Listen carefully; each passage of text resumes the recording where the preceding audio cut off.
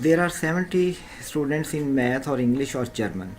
Exactly 40 are in math, 30 in German, 35 in English, and 15 in all three courses. How many students are enrolled in exactly two of the courses?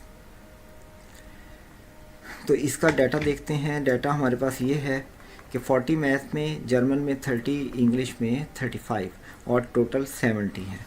तो ये जो already मौजूद हैं मुख्तलिफ़ classes की, इनकी strength बनती है 30 + 40 + 35, ये बनेगी 5 और 105 टोटल। ये आगे जो क्लासेस में बैठे हुए हैं और एक्चुअली रजिस्टर्ड स्टूडेंट्स 70 हैं।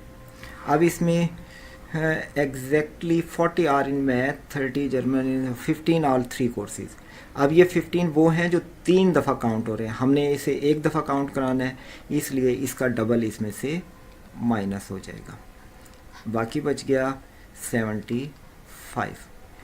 अब how many students are enrol? Exactly 2। Exactly 2 वाले हैं x, ये दो जगह बैठे हुए हैं, हमने एक जगह बिठाना है, इसलिए ये -x आ गया। This is equal to total strength 70 और x इज़ इक्वल टू 5।